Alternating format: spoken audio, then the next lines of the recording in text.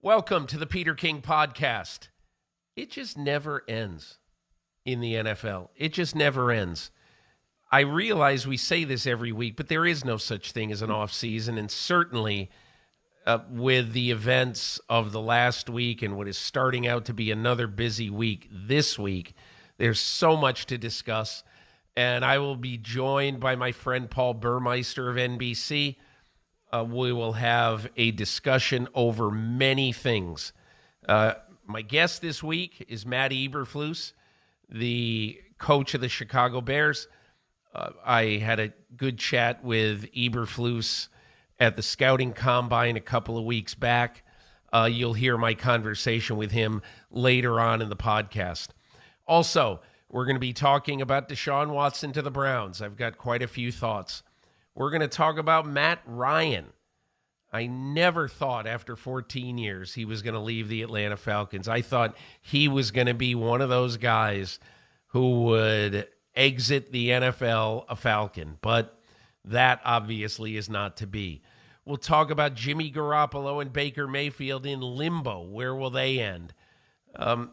Why Davante Adams, at least in my opinion, had to go from the Green Bay Packers, and also some interesting stuff about the internal machinations of Dave Ziegler and Josh McDaniels in Las Vegas as they went over their first big event, the free agency and start of the league year with the Las Vegas Raiders. So we've got an awful lot to get to. Paul, welcome. And, I think after the last few days, both of our heads are spinning. Yeah, Peter, I was just thinking as I sat down on this chair, it was only a week ago where, the NFL landscape was so much different in so many ways. From something that feels as minor to we know where some quarterbacks are. We didn't know a week ago to the way the entire Deshaun Watson thing has played out in such an accelerated fashion. It's really amazing what has happened in 7 days. And like you, I've got plenty of thoughts on what's going on in Cleveland. I'll give you the floor, though, to start after I thought you did a wonderful job, Football Morning in America, not only taking a stance, but giving really thoughtful reasons for feeling the way you feel about what's happening in Cleveland. So go ahead and get started with that, and I will follow up. Okay. So many of you who listen to this podcast probably read my column, Football Morning in America, at NBCSports.com and at ProFootballTalk.com.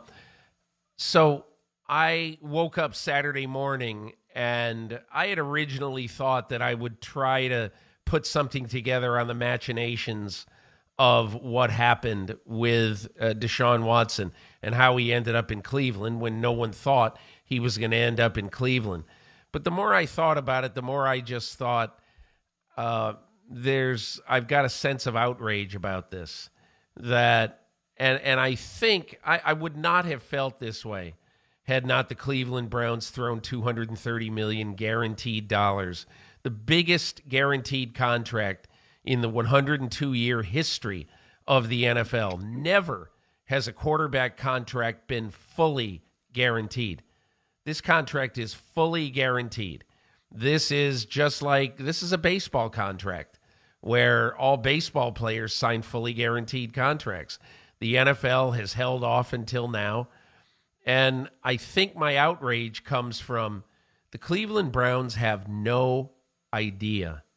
If they might think they have an idea, Deshaun Watson and the lawyers might think they have some idea. But there are 22 civil lawsuits facing Deshaun Watson right now. A lot of things can happen. Maybe he'll have to go to court. Maybe he'll settle. Who knows? No one knows. But why on earth a team would hand Deshaun Watson $80 million more in guaranteed money than any player in history is, in my opinion, an absolute outrage. It is beyond belief.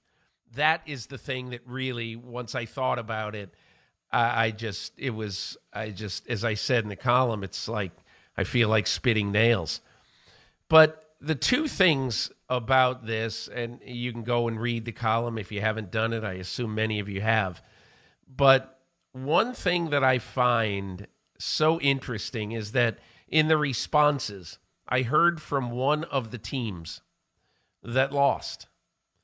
And I talked to a high-ranking employee of one of these teams who said in so many words, "We are glad we lost." Because I think they understood exactly what it was going to take when they got Deshaun Watson on the team. And look, I think everyone should understand one thing about this. I'm a pragmatist. I understand that Deshaun Watson is going to play, and I assume have a very long and fruitful career in football. You know, as one team that studied Deshaun Watson told me 2 or 3 weeks ago, they were not among the Final Four. But as one team said, he said, I went back and looked at our character grade going into the draft in 2017, and he was crystal clear. And, you know, Deshaun Watson grew up in a house that Warwick Dunn gave his family, a Habitat for Humanity house in Gainesville, Georgia. Deshaun Watson went on to be a huge supporter of Habitat for Humanity, volunteered there, helped the organization a lot. I remember 4 years ago doing a story for NBC on Deshaun Watson and Habitat for Humanity, and really him being so grateful at the people who helped his family in his life. And so a lot of this stuff that he is charged with, I shouldn't say charged, a lot of this stuff that he is accused of, for many people, totally came out of left field. And again, be a huge coincidence, but you know, he could be innocent. He hasn't been found guilty of a darn thing. My biggest problem, obviously, is throwing all this money at a guy who has so many serious charges, serious accusations. I don't want to use the word charge. So there's one other thing that I wanted to straighten out. Okay, in the wake of this, I sometimes engage on Twitter. I used to engage all the time. I usually now don't. It's unwinnable. It's mostly going down a black hole.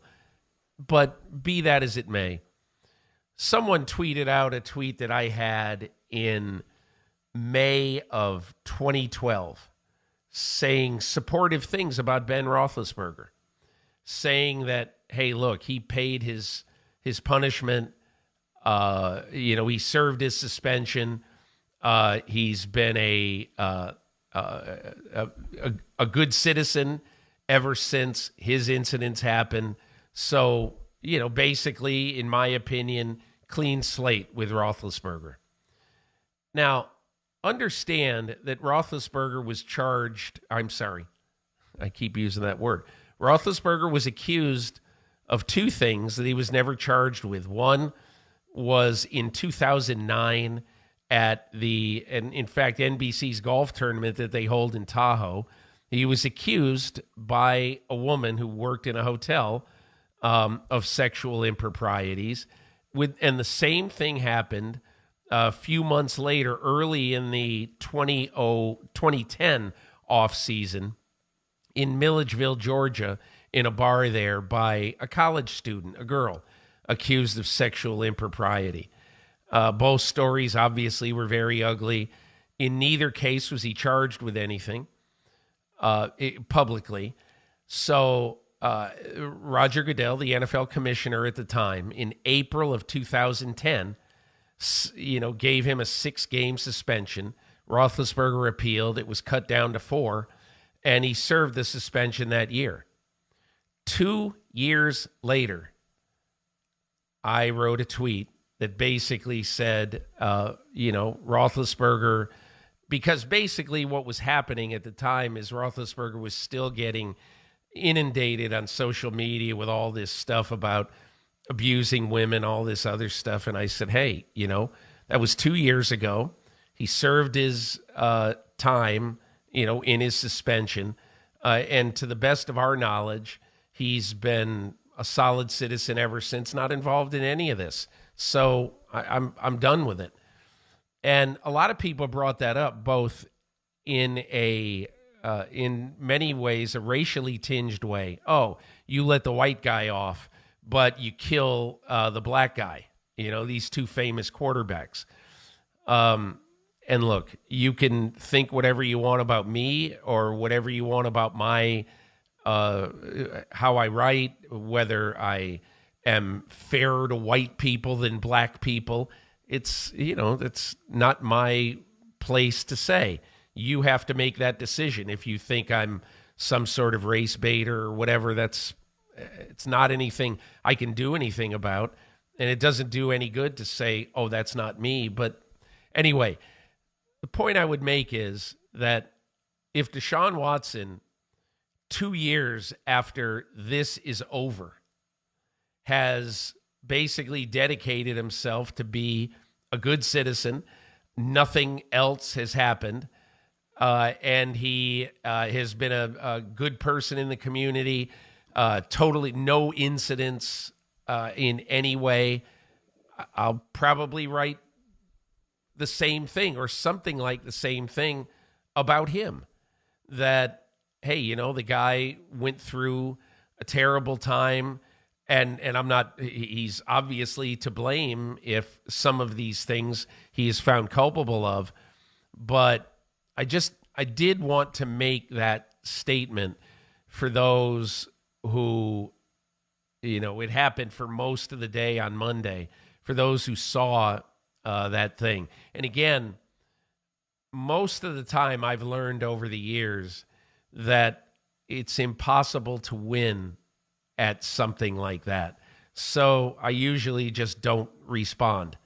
But I guess the final thing I would say, and Paul, I'm sorry for hogging the microphone so long, but I guess the final thing I would say about this is that, again, my bigger problem is that the NFL is so intent on finding NFL teams on finding a long-term quarterback that they are able to overlook any moral compass. They're able to throw that moral compass out the window. And I don't only blame the teams. I blame the National Football League. I blame Roger Goodell for just sitting by.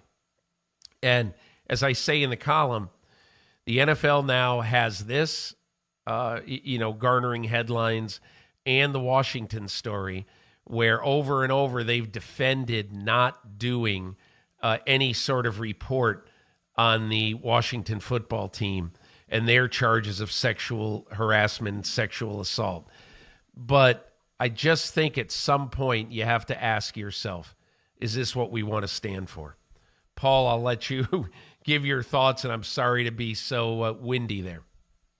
No apologies necessary at all. I think what has happened with the Browns and Deshaun Watson in the last few days has really made all of us as football fans think, not just about what the Browns will look like with Deshaun Watson at quarterback whenever he does get to play, but, really think about a number of things off the field. And the first thing I thought of, Peter, was, again, sitting down right here a week ago. And what we led with was the fact that we wondered about Deshaun Watson's criminal case for a long time. We knew he was out for a season, and we were kind of waiting for that point to hear, will he be charged criminally or will he not be? And once we found out that there would be no criminal charges, that's what we led with. And it was like, okay, giant hurdle cleared. It certainly feels like he'll be playing somewhere, but let's see how it plays out. Let's see how the civil cases go. Let's see how he responds when he does speak in court. Let's see what the perception is. Let's see what the league does. A lot of let's wait and see. Let's find out where it goes, even though we know that the door is open. I kind of thought it was a yellow light to proceed. And what has happened was, for a handful of teams, multiple teams, it was a green light. And they hit the accelerator and went. And now we all sit back and look after the dust is settled. It's like, wow. So these civil suits are still out there. He may be guilty of something. He may not be. But all this has happened. He was allowed to be in charge of who he wanted to play for. The assets were given up, 3 first-rounders, the biggest contract ever guaranteed. And all this is still out there. I did not expect for us to be here talking about this in this way. I thought it was more of a wait and see. So the way that was amplified and how it feels right now looking at it, that's my number one thought. My second thought, Peter, goes with the perception and where's this going for Cleveland? And you have the unknown of whatever NFL suspension is coming. If it's a game, if it's 6 games, if it's 10 games. Once you get beyond that, you have how will the league treat the Browns? You make a move like this, you spend this kind of money at that position because you want to be in the group, the upper echelon of how you're covered, when you're covered, how you're talked about, the kind of feeling you give the NFL. Are the Browns going to be in that group? Are they going to be getting the late afternoon kick on Sunday? Are they going to get a lot of primetime games now, Sunday night, Monday night? Denver is. They signed Russell Wilson. You know, their number went way up. Is Cleveland going to get that same kind of treatment? It's part of the reason why you invest in a quarterback like this. I don't know. I doubt that they will. And then the feeling that there is in the stadium when the Browns led by Deshaun Watson come to town. Think about it, Peter. You've been going to games on Sundays forever. When it's the Cowboys or the Steelers, when it's an Aaron Rodgers-led team, a Tom Brady-led team, when it's now the Matt Stafford-led Super Bowl champion Rams, the fervor in that building goes up because there's a sporting kind of hate that makes it more fun to be there. There's kind of a sporting type of villain, right, whether it's the other quarterback or the other team. It's a fun kind of sports thing that just makes it feel all the more big to be there. Are the Browns going to have that now? Or is that feeling that's different going to be more of a disgust? And I'm not saying it's going to be or it's not going to be. I think you have to consider that it might be, that the new feeling with the Browns isn't that, hey, this is just like going to see the Rams or the Bucs or the Packers. I think the feeling that's overwhelming in the stadium, you have to consider the fact that it might be one that leans a little more towards negativity and disgust than what this kind of money to a quarterback would otherwise lead you to believe. I've had 7 emails from Browns fans. I'm putting them aside. I'm putting a little star next to them in my Gmail account that I get emails for my column on. And 7 people say they've given up. And you know, look, a lot of times when fans say something, they think differently on March 22 than they think on September 22. So, but I'm just simply reporting that 7 so far have said they're done with the Browns. I'm finished, including one season ticket holder. So there's that. But I think the last thing I would say is what really rings true in a pragmatic sense. If I'm Howard Katz, if I'm Mike North, if I'm the scheduling team, and I'm thinking of putting the Browns in prime time, I'd probably put the Browns in prime time after, let's say, November 15th. Because, you know, you would assume that at some point the NFL is probably going to suspend them. And you don't know that, and you don't know when it could happen. Mike Florio had an interesting theory that last week, maybe if the NFL just says, we're going to wait until the outcome of these civil cases, maybe the suspension doesn't come until 2023, which, quite honestly, I'd be all in favor of, because essentially in 2023, Deshaun Watson starts making $2.8 million a game in salary. You know, obviously it's been well reported this year that his salary is only $1.035 million, and the rest is a bonus. So if he gets suspended this year, the suspension would only dock his salary. So you know, basically it wouldn't even be 1% of his earnings, most likely, depending on how many games he gets. But you know, Paul, this is one of those times where I think you just ask yourself as a person, how much are we willing to put up with? How much are we willing to say that's enough? And to me, it just comes down to the fact that I've just seen an NFL team cravenly throw an insane amount of money at a guy who is accused, that's the only word I'm going to use, in 22 cases of sexual impropriety. I just can't handle that.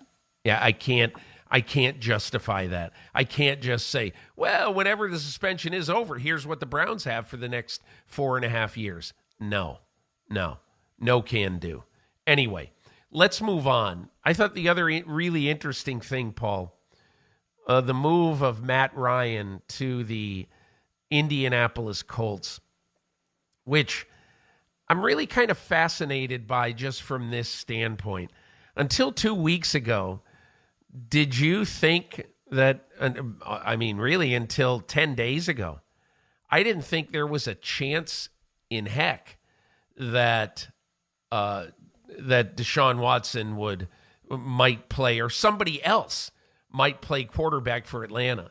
The Falcons were so all in terms of salary cap, to Matt Ryan, that I just thought over time, even though he didn't play great this past year, he only threw 20 touchdown passes, and I just thought that even though it's not great, I didn't see them switching out at quarterback. But now the Falcons will start over with Marcus Mariota as their starter for at least 1 year.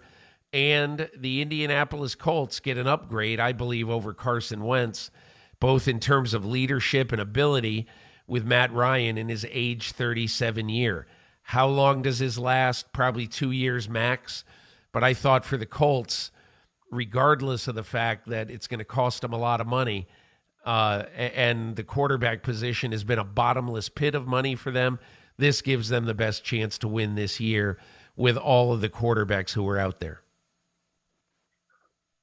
I agree, Peter. And let's start with Atlanta. Like you, I did not see this coming, because I thought a year ago when we were talking about the Falcons, if they were going to move on from Matt Ryan, not just the face of their franchise, but really, I mean, you can argue this, but I think the most important player in the history of that franchise, if they were going to move on from him last year with the new coach and new leadership, it seemed like that was the time. If they were going to do that, rip that Band-Aid off, they would do it then. And once it became apparent they were moving on with him, I thought they were just going to ride it out with Matt until he decided he was done. So it's a real surprise for them that they did it. And I think, just as a fan of the game, it's too bad that someone who was that good of a quarterback, who was that good of a face of a franchise, that quality of a person on Sundays and, the rest of the time, it's just too bad it ended this way. But I mean, the NFL will remind you all the time, there's not much room for sentimental value, even for someone who did it the way Matt has done it. As for Indy, I think this is awesome. And it's not like they've had poor quarterback play. It's been easy to kind of dump on Carson Wentz recently because of the kind of leader he was at the end in Philly and also in Indianapolis. And he played poorly in that last game. But for the most part, he played pretty well last season. You can say the same thing about Phillip Rivers 2 years ago. So it's a playoff caliber team. Now we see if they can go a level above. And what's fun for a fan is if you've watched Matt Ryan the last couple of years, Peter, I mean, you can't help but have the question, man, borderline Hall of Famer, great career. Is he eroding as much as the team is eroding around him? Or is it just the team has gotten a lot worse, so Matt isn't producing the way he used to? Now he goes to a defense, the top 10 defense, number one rusher in the league. We get to find out about Matt Ryan. And whether you're a Colts fan or not, I just think it's a fun kind of headline in the NFL this year. Okay, is Matt Ryan still a pretty good quarterback, or is he not? We're going to find out.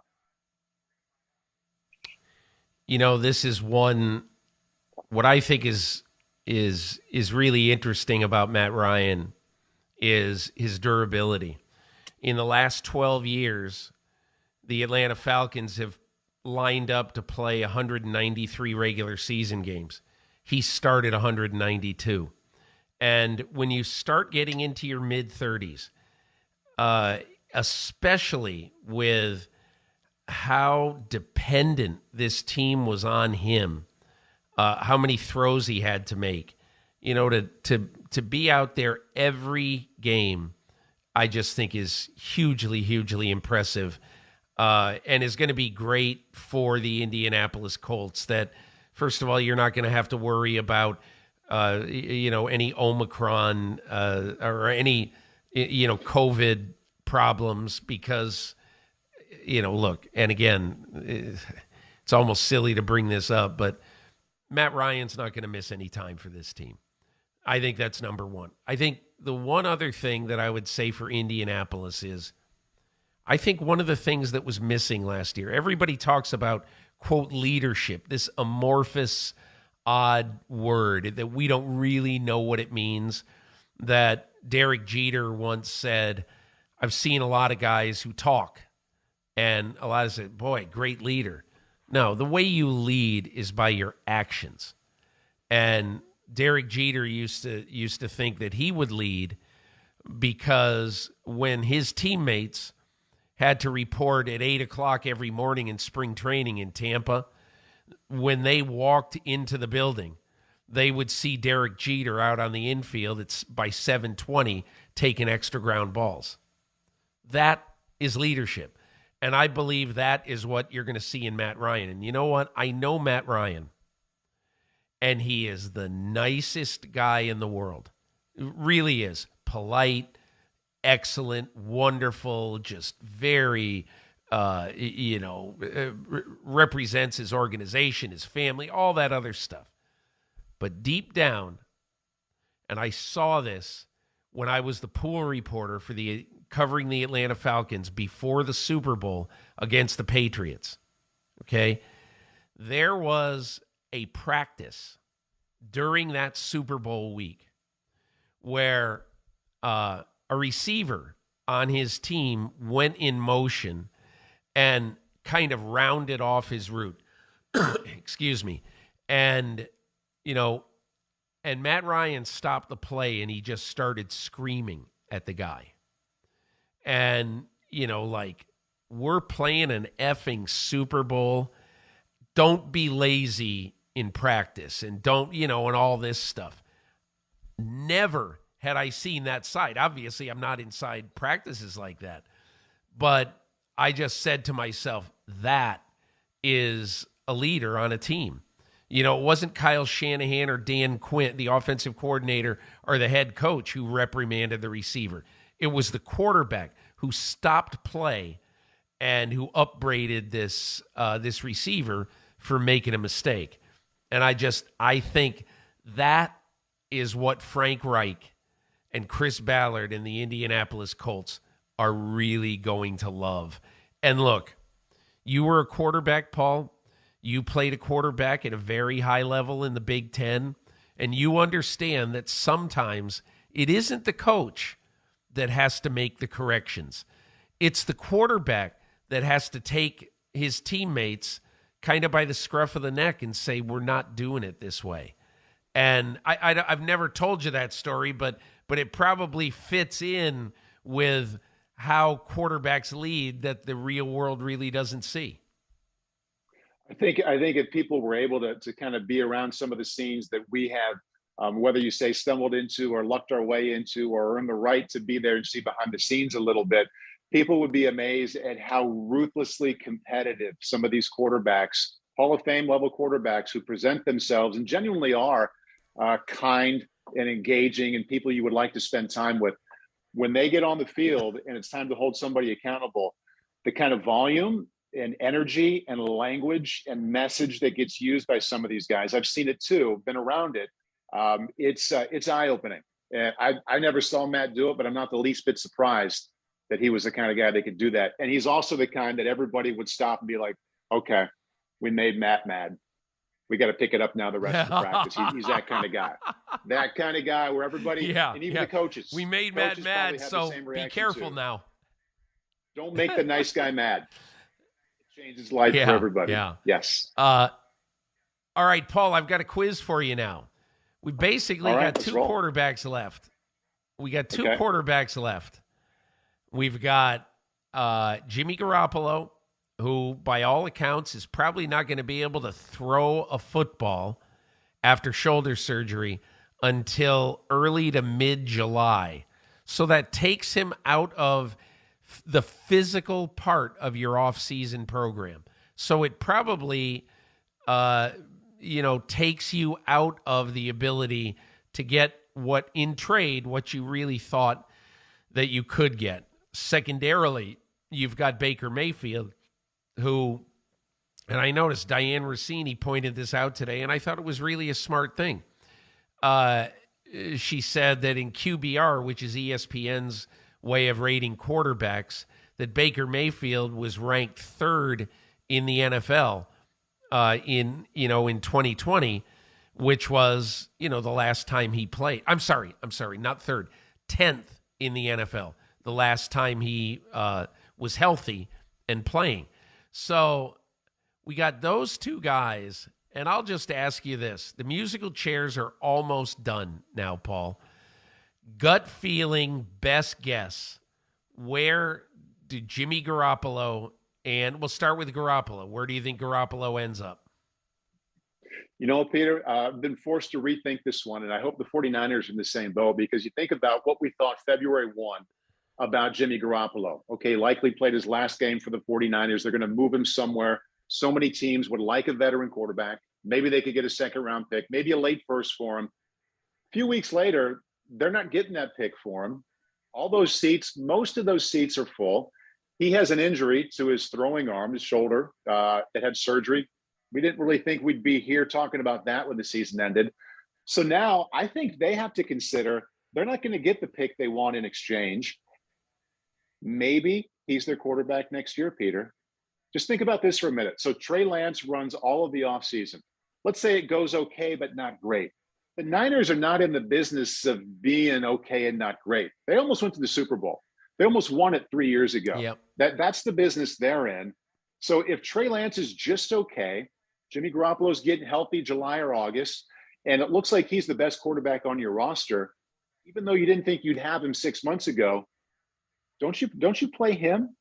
So, I think that's a real possibility, if not best case scenario for Jimmy Garoppolo, is that he is still the quarterback for the 49ers late next summer. Let's see. What do you think? I think he's one of the only quarterbacks in the NFL, only starting caliber quarterbacks in the NFL that, or who would take that. And who would understand if John Lynch and Kyle Shanahan came to him and said, we got nothing better than a third-round pick on the table. We're willing to pay you what we owe you for this year. We'll do everything in our power to between now and the start of the season. If somebody gets desperate, we will let you go. We want to do right by you, but now we're not going to trade you. I think Garoppolo would be unhappy, but he sees the landscape. I'll answer it in this way. My total gut feeling is that Garoppolo is going to go to Carolina for something. I don't know exactly what it will be, what the terms will be. And you know what wouldn't shock me? Jimmy Garoppolo traded for Sam Darnold to Carolina. Wouldn't shock me. I'm not saying it will happen. That wouldn't shock me. It'd be an interesting trade for both teams. Let's move to Baker Mayfield now. Gut feeling. Baker Mayfield. I think Seattle. Where is he going to be on August 1st? I think Seattle's a good spot for him, Peter. I really do. If you put yourself in the shoes of John Schneider and Pete Carroll, okay, you can talk yourself into thinking you could win some games with Drew Lock, but are you winning the NFC West in that division with that solution? No. Yeah, I don't think you are. As a backup, if he had to play 3 or 4 games, okay, that's not a bad scenario. But as your guy for 17 games, I can't believe that that's what they're buying into. So then you look at the draft.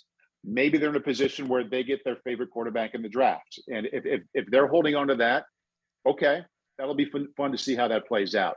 But Baker Mayfield, emotionally and leadership-wise, okay, door is open to consider him as not a great option. But just strictly as an experienced, talented quarterback who has a real potential to play pretty well and a salary of only $18 million for 1 year, I like that deal, not just a little. I like that gamble a whole lot. I would do it all day long in Seattle, knowing that it's 1 year, $18 million, which in today's game isn't that much for a starting quarterback. And if you want to believe in Jimmy Garoppolo, there's plenty of reason to believe, especially at that value. I'm sorry, in Baker Mayfield. Yeah. And I think Mayfield is logical for Seattle. They almost don't have a lot of choices beyond that. because you don't want to go to training camp and thinking 90% chance that Drew Lock's our quarterback.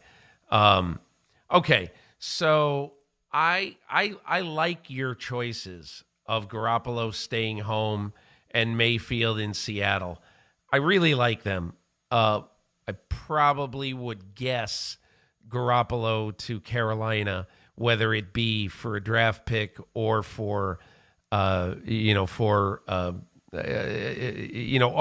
player swap. Let's say Sam Darnold. Okay, we got 3 other topics I want to hit quick. One is Davante Adams. So after the Deshaun Watson story happened, I said, man, Davante Adams, best receiver in football, this thing's going to get totally lost in the wash. I mean, and Davante Adams got traded. Nobody saw that coming. I didn't, certainly. So I just want to tell you 3 things that in my reporting late last week I found out after this. One is that Davante Adams absolutely categorically, with Aaron Rodgers, without Aaron Rodgers, really wanted to go to the West Coast. He wanted to move out closer to where he's from. He's loved his years in Green Bay. He rose from the 53rd pick in the draft to being acknowledged as probably the best receiver today in the NFL. He retained a very close relationship with his college quarterback, Derek Carr from Fresno State. And I think when you look at all of the factors included in this, the fact that Brian Gutekunst is smart, he understands that Davante Adams could have made his life miserable the same way last year that Aaron Rodgers made his life miserable. Did they really want to go through that, not knowing if Davante Adams could do a couple of things? He could stay out of camp, take all the fines. He could basically just call their bluff. And then on Labor Day weekend, he could walk back into camp and start to get paid, on the franchise tag for this season. Or he could just not play at all. So you have all of those things, and I think the general manager of the Green Bay Packers, Brian Gutekunst, did the pragmatic thing. He said to the Raiders, I want a 1 and a 2. I want them both in this year's draft. And by getting a 1 and 2 in this year's draft, instead of putting the 2 toward next year, which Dave Ziegler, the Raiders general manager, tried over 3 days to make him take the 2 in 2023. He didn't want to have his first draft without a pick for the first 85 picks. But that's what they have now. But Gutekunst said, the only way I'm doing this with you, it's already less than proper value for the best receiver in football. The only way I'm doing this is by getting both picks this year. He stood firm, and finally, on Thursday around noon, they got a phone call from Dave Ziegler of the Raiders, who said, okay, we'll do it. So that set the wheels into motion that this trade was going to be made. The one other point about this that I think I want to make, there's going to be a lot of Packer fans head in hand and thinking that, oh my God, woe is us, this is terrible. But I wrote something in my column that I think Packer fans, all fans, should realize. Remember a couple of weeks ago in my column when I quoted Daniel Jeremiah as saying, you can just record my answer to how are the receivers in this draft? How deep is the receiver class? You record my answer and play it for the next 10 years. Receiver is either the or one of the strongest position groups in this draft. And so right now, the Packers sit there with 4 picks in the top 60. This year's all-pro receivers in this draft, all 3 receivers in this draft were drafted either in the 2nd or 3rd rounds. So you got Deebo Samuel, you got Davante Adams, and you've got Cooper Kupp. All three of those guys drafted, I think, between 36 and 69. So I think if you're a general manager and you have trust and faith in your ability to find players, to find receivers, you're going to say, look, I'll take 4 picks in the top 60, and we will come out of it, maybe with a veteran receiver. Like if I'm Gutekunst, you know what I would want to come out, what I would want to head to training camp with? Chris Olave from Ohio State, 4.39, smart enough to catch on right away to Aaron Rodgers. You know, supposedly the brainiac receiver in this draft. And then if I were them, I'd go get Jarvis Landry. For the next 2 years, Jarvis Landry would be the kind of presence and receiver on this team that I think would be great. I want to just say one other thing about the Las Vegas Raiders. And that is that I think the early reviews on the job that Dave Ziegler has done in the first week or so of free agency and movement is very good. And I wrote about this in my column, but he and Josh McDaniels really wanted Chandler Jones, the free agent pass rusher from the Cardinals. They set out to figure a way to move some salary with an edge rusher to a team that really needed an edge rusher, the Indianapolis Colts. They ended up getting a player back, Rock Ya-Sin, who's an okay corner, but he will be able to be a roster-filling, productive player for the Raiders. But more importantly, he had to balance both of these things and do them essentially at the same time. Because if he couldn't sign Chandler Jones to a free agent contract, he wasn't trading Yannick Ngakoue, the pass rusher who he already had on board. And so he had to make sure he had to have a verbal deal with Chris Ballard, the Colts GM, before he told Ethan Locke, the agent for Chandler Jones, we have a deal. Those two trades those two moves with finality were basically happened in a 10-minute period where they first made the trade with the Colts and then picked up the phone and quick called Ethan Locke and said, okay, we got a deal. So I think Ziegler in his first, kind of trial by fire within 30 hours orchestrated a trade of one very good pass rusher, the signing of probably a little bit better pass rusher, and trading for perhaps the best wide receiver in the game. So I give Dave Ziegler some high marks for his first week. And Peter, I would say this to anybody I bumped into as soon as our podcast was over. I thought the way you covered that story with the beginning, middle, and the end, with the details, filling in the blanks, and the kind of conversations that went on, reminded me of being in my boss's office. I think it was back in 2009 at NFL Network, right after the Jay Cutler trade from Denver to Chicago went down. I think you had an even longer version, the similar kind of thing where you read it and you're like, wow. I felt like I was on the inside of those. I know exactly what happened. So first of all, kudos to you for the understanding that you brought out that I gained. I think all the readers gained from reading that. It was really well done.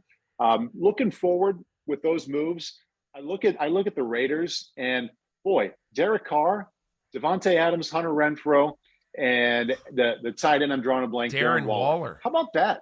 How about that for his top 3 pass catching options? And I know there's real hope in the draft for the Packers, but right now, I think you can say they have the most underwhelming group of pass catchers in the NFL, and they have Aaron Rodgers. I mean, how do those two things go together now? How do they fill in the gaps? How do they upgrade? It's going to be really interesting to keep an eye on. But like you, I could not have been more shocked that Davante Adams left the Packers. I thought when Aaron came back, I thought it was guaranteed. Well, of course, Davante Adams will get figured out now. Somehow he's going to be there. I didn't see that one coming at all. And I mean, that's a team with that level of quarterback with as big a question marks at pass catchers as any team in the league. It's fascinating. I want to end before we get to Matt Eberflus. I just want to say something about the Houston Texans. And look, I can't defend how Cal McNair, the club owner, or the administration handled Deshaun Watson. Because long before we knew anything of the charges against Deshaun Watson, there was apparently, per Watson, an agreement that he would have some say or at least be consulted on, who was going to be hired as the general manager of the team. And look, we don't know exactly what happened, but something happened there, and it didn't end up happening the way Watson wanted it to. So he got upset. He said he's never going to play here again, blah, blah, blah. So out of that just came this. When I look at the Texans right now, I hope for their sake and for their organization's sake, I would hope that they give Davis Mills this year a legitimate chance to win the job. I hope that he's the starting quarterback. They know they're not winning anything this year. But in the last 5 games of last year, Davis Mills went 2-3 with a bad team, completed 64% of his passes, 102.4 passer rating. And quite honestly, if you look at all the quarterbacks in football last year, all the young quarterbacks, Davis Mills was competitive with some of the best young quarterbacks in football. So give him a chance. And I think that the Texans will do that. The other thing about the Texans is because they now have multiple first-round picks in 22, 23, and 24, and next year is going to be far better at the quarterback position than this year, Houston's pick in 23 is likely to be a top 10 pick. And who knows what Cleveland's pick will be. But they are going to have ammunition if they need to move up a couple of spots. They're going to have 2 1s in 24, at least one more 1 in 23, in order to maneuver to try to go get a guy who they feel is the quarterback of the future. And the last thing that I think is so interesting / cool, it's one of the things that I love about the expansion of the mania about pro football. I love Over the Cap, the salary cap site, overthecap.com. Jason Fitzgerald, just a huge football fan who lives in New Jersey. It's his passion project. And so I looked on there the other day. The Houston Texans, as of this morning, or as of Sunday morning, I guess, are $118 million under the projected 2023 cap. So not only can they go draft a quarterback next year, they can go out and sign a team in free agency. So I think if I were a Texans fan, I would just say, hey, look, it's going to be a rocky year. We're probably going to go 4-13. But the year to watch for us is 2023. And again, no one really wants to hear that. But, Paul, if I were a Texans fan, that's what I'd be thinking right now. Well, it's the reality. And you look at what would make each team's season a win. We talked about the 49ers relative to their quarterbacks. They need to be chasing it late January, early February for that season to be a win. You look at Houston, you mentioned the possibility of a 4-win season. What if they're sniffing 7-10 or 8-9 and Davis Mills each month is just getting a little bit better and doing a nice job, and he's better in December than he was in September, and they have somewhat meaningful competitive games late in the season? That's a giant win. And I think it's attainable. And you pointed out, it's what they have. It's what their reality is right now. So go ahead and see what you can make happen with that. Yeah. Hey, look, so much happened. We go for another 3 hours. Thankfully, every listener out there is saying, oh, my God, enough. Let's get to Eberflus. Hi, I'm Mike Tirico, and thanks for watching. Make sure to hit subscribe for the latest news and highlights from NBC Sports.